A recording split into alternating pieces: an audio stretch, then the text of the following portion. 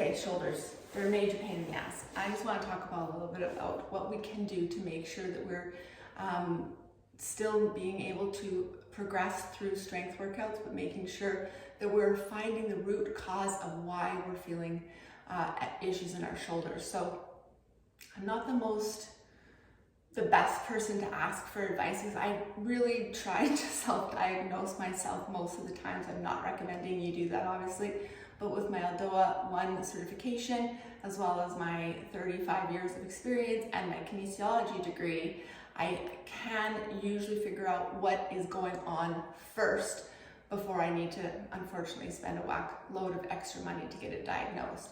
So if you're feeling, and even if you're not feeling, but if you're feeling pain in the front part of the shoulder, which normally causes discomfort when we do this movement, right? And sometimes when we do this movement, and often when we're just sleeping, it can cause some irritation or some like nagging pain. I do know that when I first go to do the first one of these, it hurts, but if I'm gradual with it, I can eventually get through the movement. So that's why I do recommend you work on slowing things down with no weight and then slowly progressing the workouts in as the shoulder permits. It's just blood flow that's helping, right? That's why warm-ups and proper mobility is so important. But if specifically you're feeling this part of the shoulder, which typically is that movement causing the most pain, it's usually due to an inflamed bicep tendon. Now, I'm not saying you all have inflamed bicep tendons, but if that is very specific movement that's causing you issues,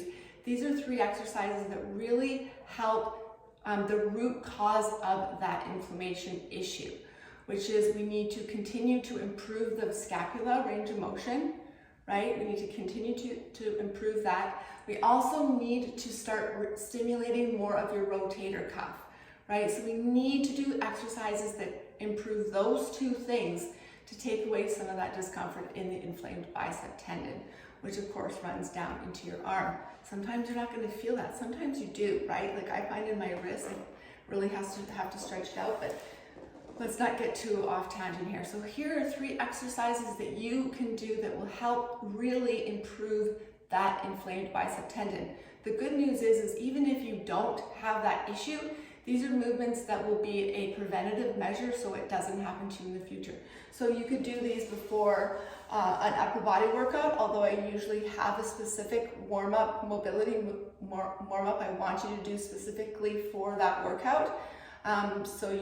If I don't, you could add it. And it also can be done on your cardio days or your step days or your active recovery days. But if you could benchmark or postmark this workout to kind of save so you can do these movements consistently 3-4 times a week to really figure out and dial into this stupid shoulder issue. I find the more time I dedicate to these movements, the better I feel.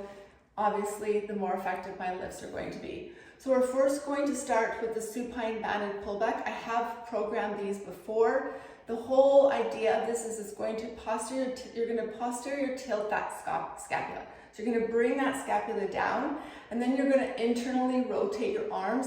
So that stimulates the rotator, but more importantly, it gets that scapula in that posterior movement that's so important in terms of taking pressure off that bicep tendon.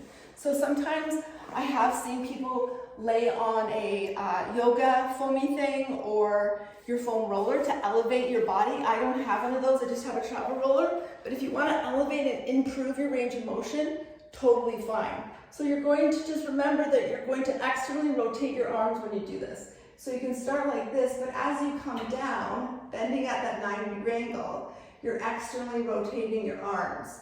Okay, and that's what's going to trigger that scapula to move down. So you can see my hand position here, and then how it rotates so the thumb faces more towards the ground. Once you get into this movement, you don't actually even have to concentrate on what the scapula is doing. It will just do it for you.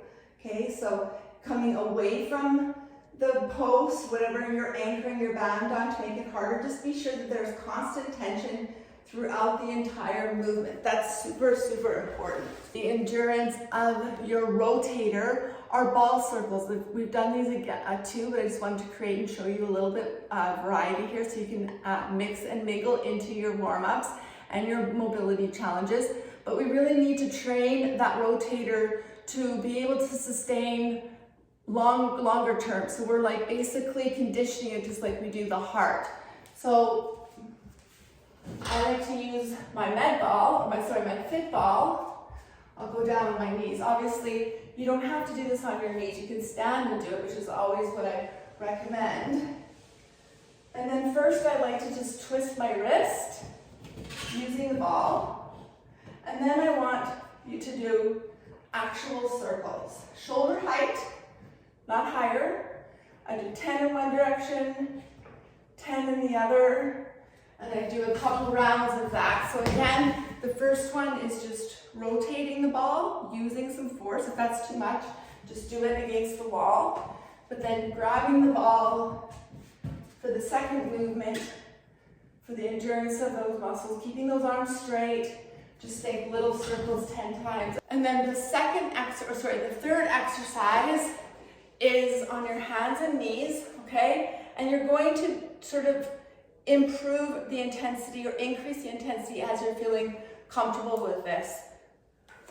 Okay, so we're doing overhead work to work again on that scapula. So it's coming here, this is level 1. Okay, that's level 1. Constant tension on the band. And then once you start feeling comfortable, I want you to kind of start introducing that similar behind the neck lat pull down, which I don't really program because with a load, it's not that safe.